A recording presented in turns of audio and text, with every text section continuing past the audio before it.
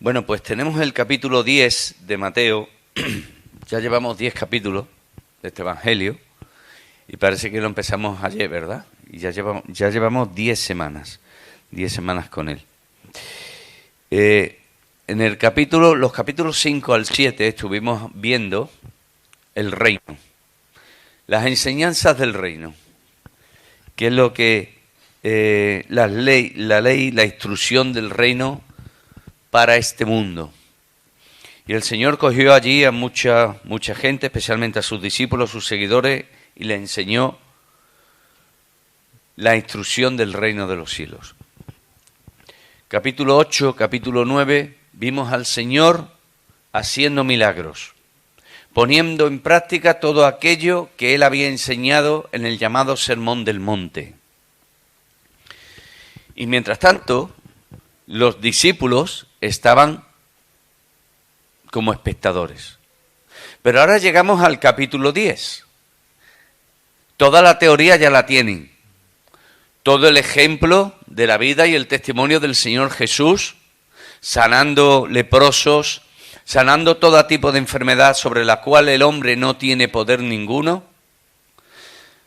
calmando las tempestades y los vientos, calmando el mar, resucitando muertos, expulsando demonios de los cuerpos de los hombres, aquellos que habían jugado con esoterismos y habían sido poseídos.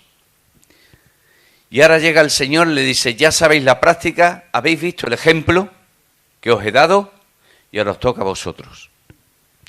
Y llegamos a ese capítulo 10 y dice: entonces, llamando a sus 12 discípulos, les dio autoridad sobre los espíritus inmundos para que los echase fuera y para sanar toda enfermedad y toda dolencia.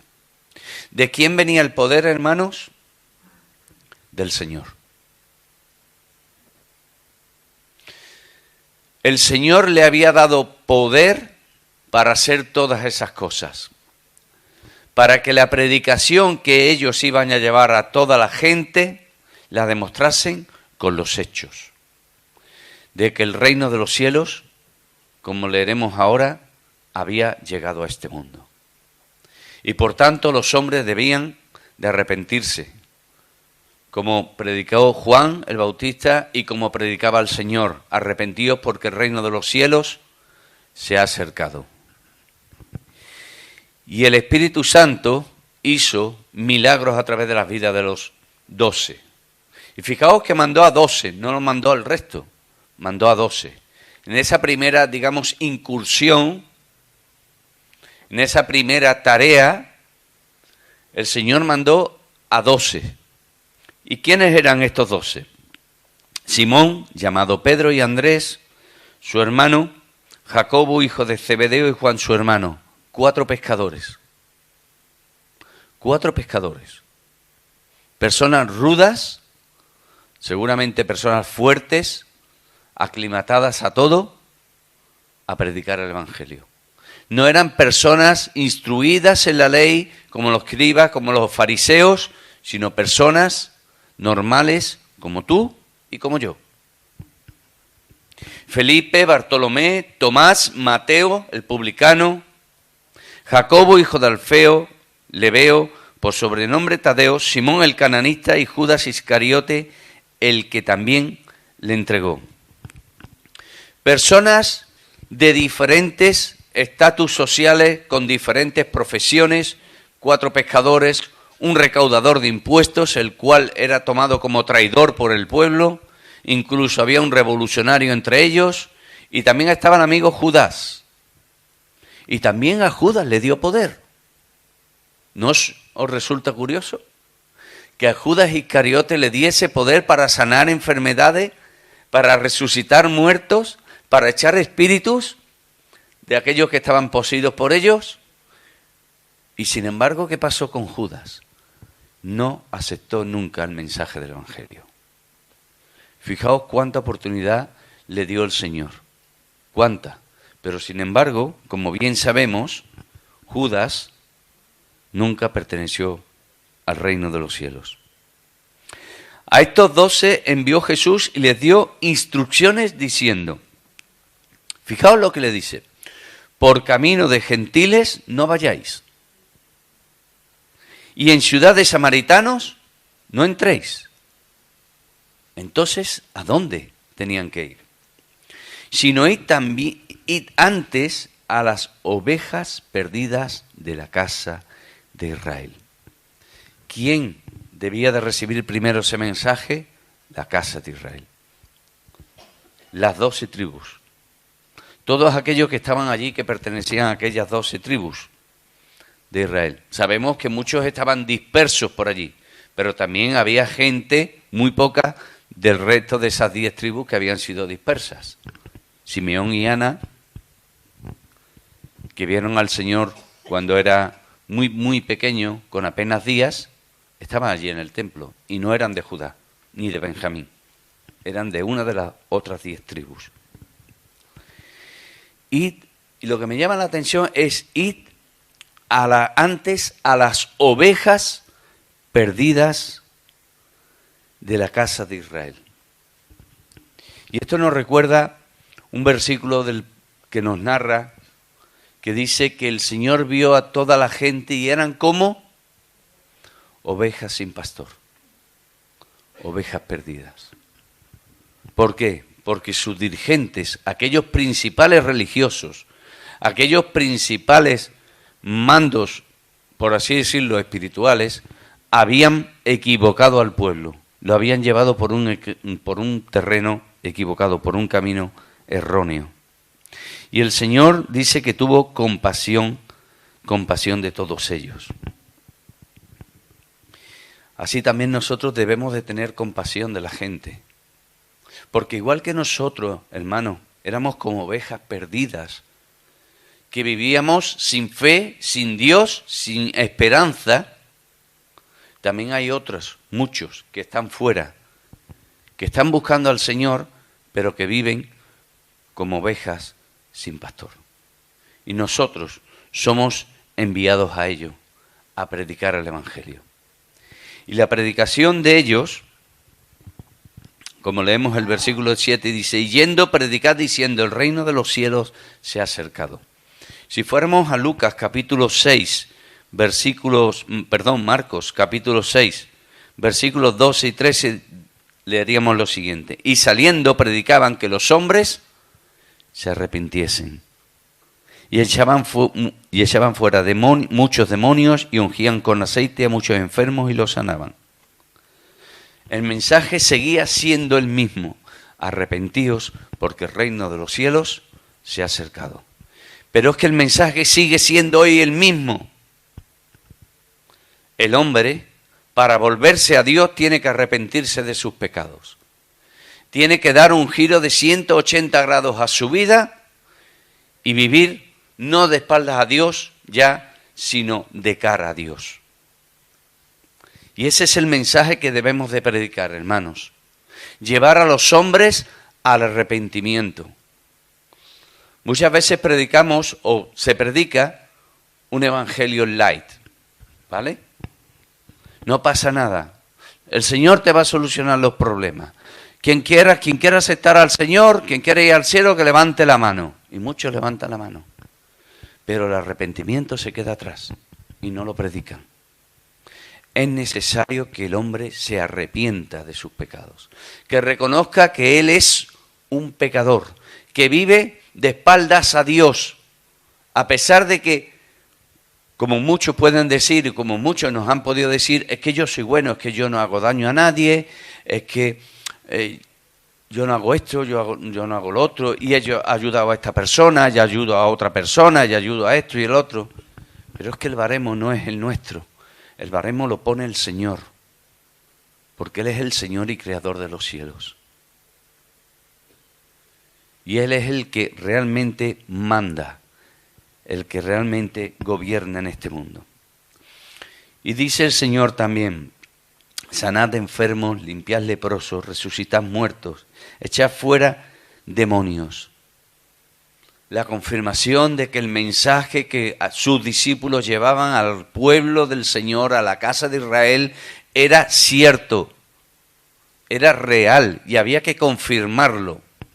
Y nosotros, con nuestras vidas, también tenemos que confirmar lo que predicamos.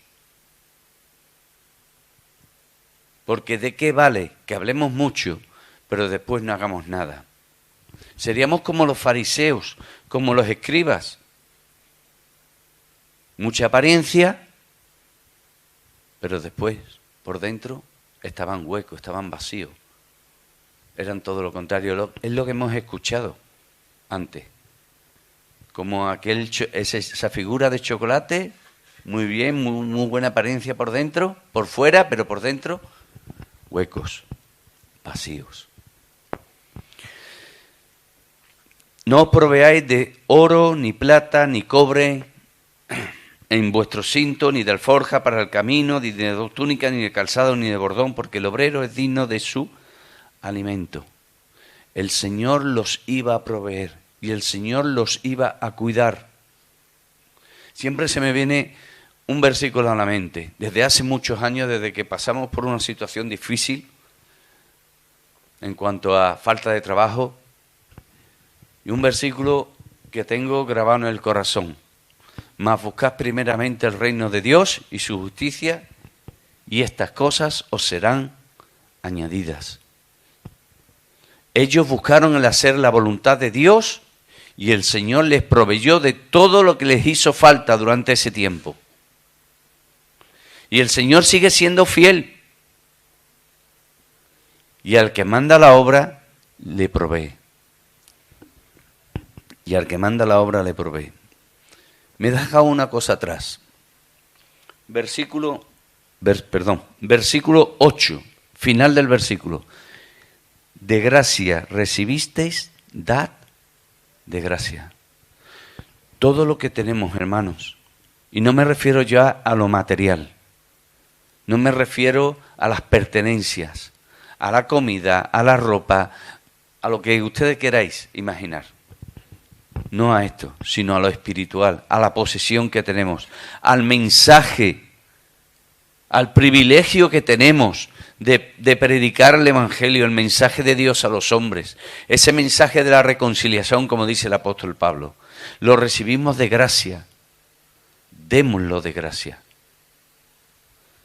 Hermanos, hagámoslo con amor, con compasión, con misericordia, con pasión también, para que los demás también vean en nosotros que eso es lo que nos llena, es lo que nos mueve. Dad de gracia recibisteis, dad de gracia. También las pertenencias las tenemos para compartirlas para los demás. Una de las cosas que se me quedó del fin de semana pasado, que estuvo aquí nuestro hermano Álvaro, y habló sobre que somos una sola entidad, espíritu, alma y cuerpo es lo mismo, todos forman uno, una unidad solamente, no son diferentes, sectores o departamentos o sesiones. Dios lo ha hecho para bendecirnos, pero también para que nosotros bendigamos a los demás, para que nosotros ayudemos a los demás. El Señor nos quiere usar como canal de bendición para otros hombres, como otras personas lo han sido para nosotros. Hermanos, debemos de ayudarnos los unos a los otros, debemos de ser de bendición los unos a los otros, pero también a los que están afuera. También a los que están afuera. Si tengo 2 túnicas y solamente uso una, doy la otra. Si tengo 5 panes y solamente me voy a comer 2, demos los otros 3 al que lo necesita. Eso es predicar el Evangelio, eso es predicar el reino. A eso hemos sido llamados también. Mas en cualquier ciudad o aldea donde entréis, informaos quién en ella sea digno y posad allí hasta que salgáis, y al entrar en la casa saludadla. Y si la casa fuera digna, vuestra paz vendrá sobre ella. Mas si no fuere digna, vuestra paz se volverá a vosotros. Si alguno os recibieren y ni oyereis vuestra palabra, salid de aquella casa o ciudad y sacudid el polvo de vuestros pies. De cierto os digo, fijaos qué terrible, que en el día del juicio será más tolerable el castigo para la tierra de Sodoma y Gomorra que para aquella ciudad. La palabra se interpreta a sí misma. Una frase que escuché hace mucho tiempo, y es cierto, se explica a sí misma. ¿Cómo podría explicar esto? Versículo 40 de ese mismo capítulo. El que a vosotros recibe, a mí me recibe. Y el que me recibe a mí, recibe al que me envió. Por tanto, si yo voy a una casa y no me reciben, no es que no me estén recibiendo a mí, es que no están recibiendo al Señor tampoco. Y ojo, cuidado con eso, porque puede ser que el juicio ya esté a la puerta de esa casa. Pero ¿qué pasa si nosotros hacemos lo mismo? Vemos que alguien tiene necesidad y no le ayudamos. ¿Estamos obrando bien? He aquí yo os envío como ovejas en medio de lobos. Sed pues prudentes como serpientes y sencillos como palomas. Este es un versículo que muchos nos hemos equivocado. Porque muchas veces decimos, sí dice la palabra, sé astutos como serpientes y sencillos como palomas. Y muchas veces lo hemos dicho, yo personalmente lo he dicho. Pero dice prudentes como serpientes, sencillos como palomas. ¿Qué quiere decir esto? Sencillos como serpientes. Perdón, prudentes como serpientes. Todo el mundo ve una serpiente y quiere pisotearla. Quiere acabar con ella, porque la ve como un peligro. ¿Verdad? Y hay gente que sabe que somos creyentes, que somos cristianos y no quiere que le prediquemos el Evangelio. Y no quiere tampoco que prediquemos a otros el Evangelio. E intenta pisotearnos.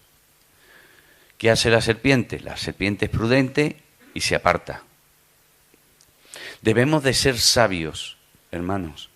Debemos ser sabios en este mundo y saber cómo actuar en todo momento y en cada lugar. Seamos prudentes, cautos, sabios y sencillos. Seamos íntegros. Que nuestro testimonio sea uno con lo que hablamos en todo momento. Voy a dar un pequeño salto y voy a ir al versículo 24. Dice, el discípulo no es más que su maestro, ni el siervo más que su señor. Bástale al discípulo ser como su maestro y al siervo como su señor. Esa es la aspiración que tenemos que tener cada uno de nosotros. Ser como Cristo. Y para ello, debemos de estar siempre humillados delante del Señor. Para ello debemos de estar siempre dispuestos a que el Señor obre en nuestras vidas. Y para eso debemos de ser humildes y reconocer que sin el Señor no somos nada. Y que fuera del Señor no somos nada. Eso es así. El que se crea ser algo será humillado. Porque como ha dicho hoy nuestro hermano, él resiste a los soberbios, pero dice que también exalta u honra a los humildes. Hay un ejemplo que se encuentra, creo que está en Lucas, donde en la predicación de Juan el Bautista decía, viene uno después de mí que es más poderoso que yo, que es antes que yo y que es más poderoso que yo. Permitidme que lo parafrasee, ¿vale? La memoria, en cuanto a las palabras, reconozco que me falta memorizar palabras. Y aunque lo intento, pero no sé, me cuesta. Pero dice que él no se sentía digno ni aún de desatar las correas de su calzado. Esa debe de ser nuestra actitud constantemente. Y estar siempre mirando al Señor en todo momento.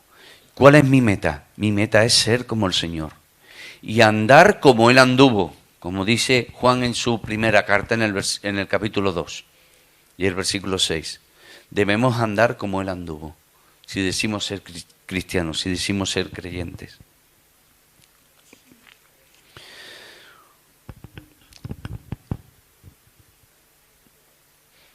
Sigue diciendo allí el Señor que no temamos a los que matan el cuerpo. El cuerpo es algo que se nos ha sido dado, pero que un día de estos va a ser destruido. Permitidmelo decirlo con esta frase o con esta expresión. Al final todos, si no viene el Señor antes, nos van a poner el pijama de pino. Eso es así.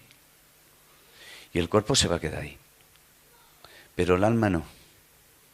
El alma va a la presencia del Señor, el espíritu va a la presencia del Señor. Y yo debo de temer más a aquel que destruye el espíritu, que puede destruir el alma, a aquel que puede matarme, a aquel que puede quitarme la vida.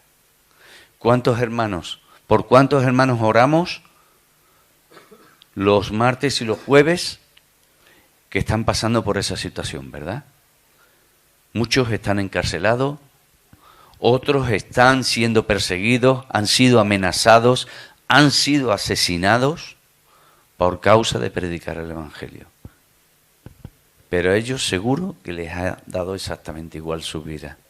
Lo importante era el Señor. Y es el Señor. ¿Qué pasaría si viniese una persecución en España? ¿Qué pasaría? ¿Lo habéis pensado alguna vez? ¿Lo habéis pensado alguna vez si viniera una persecución? Pues puede ser, ¿eh? Nunca lo sabemos. También es verdad que a veces sufrimos persecución por familiares, ¿verdad? O por compañeros de trabajo, o por jefes, o por compañeros de estudio, por profesores, porque saben que somos creyentes, porque saben que vivimos conforme a la palabra. La palabra, vivir conforme a la palabra del Señor, hermanos, trae oposición.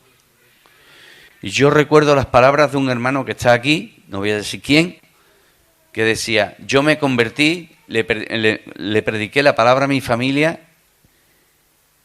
y hay familiares míos que están enfadados conmigo, por eso. Predicar la palabra trae oposición, hermano. Y si trae oposición, es una buena señal.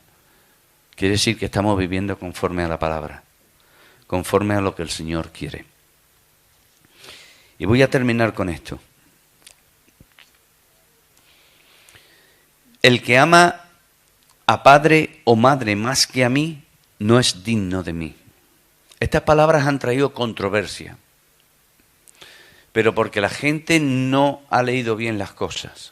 También dice en otro evangelio que si no aborrece a padre o a madre y me pone a mí antes que a ellos, no es digno de mí. Pero el Señor no está diciendo que no ame a tu padre y que no ame a tu madre. Está diciendo que a Él lo ames más que a ellos. Es lo que está diciendo. Y estas palabras trajeron muchas controversias porque no se escucha bien o porque a veces no se lee bien las cosas. El que ama a hijo o hija más que a mí no es digno de mí. Y el que no toma su cruz y sigue en pos de mí no es digno de mí. El que haya su vida la perderá, y el que pierde su vida por causa de mí, la hallará. ¿Qué es hallar esa vida? Las personas, muchas personas que están alrededor de nosotros piensan que hallar la vida es disfrutar la vida. Son 4 días, vamos a vivirla a tope, porque después nos vamos al hoyo. Hay otros que dirán, voy a vivirla, y lo he escuchado. Yo voy a vivir la vida a mi manera y cuando yo vea que ya estoy llegando al final, entonces me las arreglaré con el Señor, con Dios. Eso no es.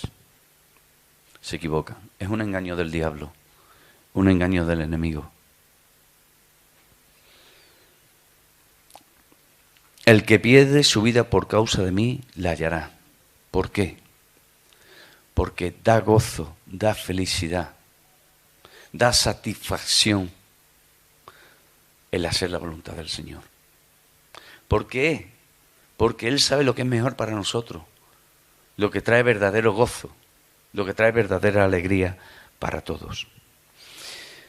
Así que, hermanos, hermanas, jóvenes, no tan jóvenes, no tengamos miedo de predicar el Evangelio. Hay unos versículos que me he saltado que decía, el que a cualquiera que me confiese delante de los hombres, yo también le confesaré delante de mi Padre que está en los cielos. Y el cualquiera que me niegue delante de los hombres, yo también le negaré delante de mi Padre que está en los cielos. No tengamos miedo. El Señor no nos dio espíritu de cobardía, nos dio un espíritu de amor, de valentía. Quiero recordar, lo dice en 2 de Timoteo 1:7. Permitidme que lo lea y con esto voy a terminar.